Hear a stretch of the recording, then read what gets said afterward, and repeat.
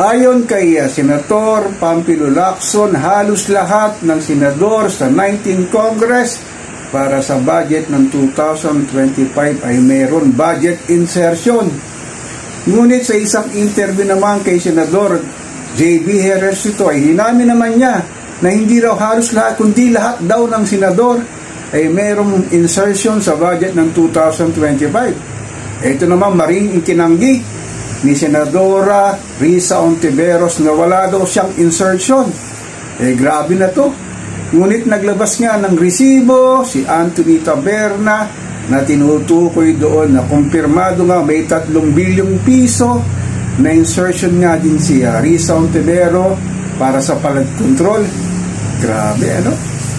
Nung panahon ng diktaturang Marcos Sr., grupo lamang nila ang magnanakaw.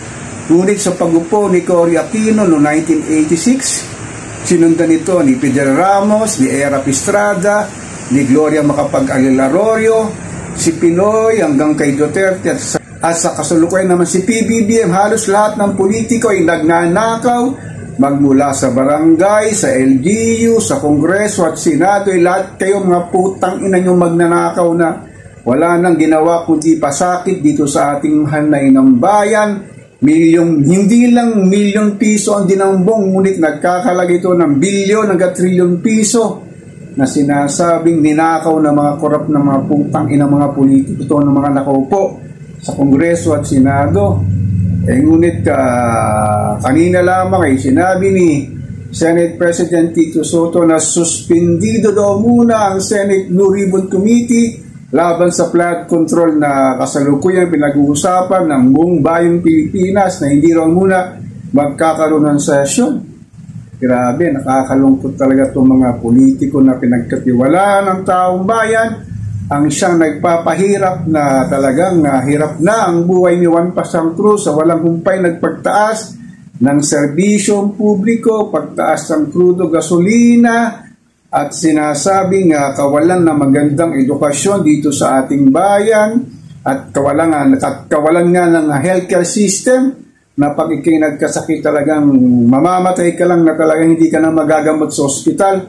Itong mga walang hiyang politiko to at nagpaparap sa buhay ang kanilang mga pamilya, lalo yung mga nepo babies na walang awang iniwawagay sa social media ang kanilang marangyang pamumuhay. Ngunit dito sa Metro Manila at labas ng Metro Manila, konting ulan lamang talagang lumalangoy na at nahihirapan ang sambayan ng Pilipino sa pagbaha na nararanasan natin at walang yung mga politiko na ito na sinasabing talagang nandambong sa ating pera na nanggagaling sa buwis ng taong bayan. Talagang mga konsensya na gastos yan ng pera natin at wala silang iniisip para sa mga sinasabing kanilang constituents, lalo na sa LGU, sa Kongreso at Senado na talagang sana naman mayroong titindig na isang tao, na isang mabuting politiko na ipaglaban niya para talagang matigil na itong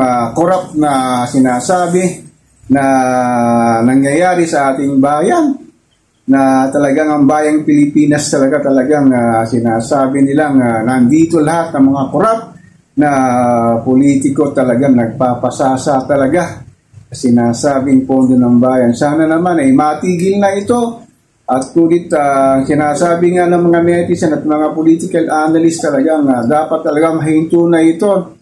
Ngunit kung talagang dapat itong mahinto kaya lang kung peaceful na mangyayari kagaya ng EDSA 1, EDSA 2 na hindi dadanak ang dugo, talaga yung papalit lamang sa kanila, siya namang magnanakaw.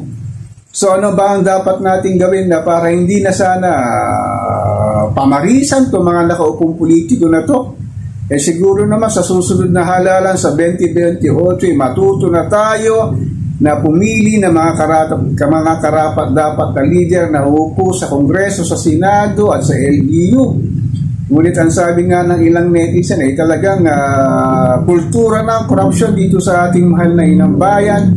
Kahit sino pa ang pumalit sa mga yan ay magnanakaw at magnanakaw pa rin yan dahil wala lang paper trail ang binibigay sa kanilang budget. Meron lang acknowledgement receipt na kanilang tinanggap ang pondo para sa kanilang nasasakupan. Ngunit wala nga talaga may pakitang mga resibo ng mga walang hiyang to na namumuno sa atin sa matagal na panahon, talaga kung hindi lang ang alam nila ay magnakaw at magpayaman sa kanilang pangsariling interes, lalong-lalo na sa kanilang pamilya, sa kanilang sariling negosyo, napalaguin lamang nito na hindi iniintindi ang paghihirap ng mamamayang Pilipino na pagod na sa kalakaran ng korupsyon dito sa ating mahal na inang bayan.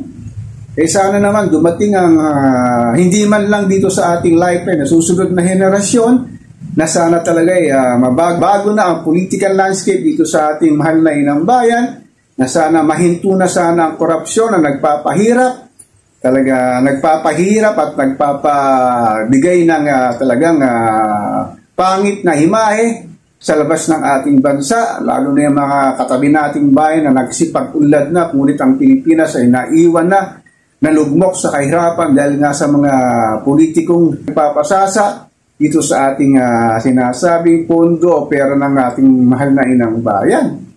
Sana talaga wag nang pamarisan niya ang mga susunod na magiging politiko na upo sa Kongreso, sa Senado at matigil na itong korupsyon dito sa ating mahal na inang bayan. So ako po si Papa Ken, patuloy po akong magbimiron, magmamatsyag dito sa pang-araw-araw nating buhay at kaganapan dito sa ating mahal na inang bayan.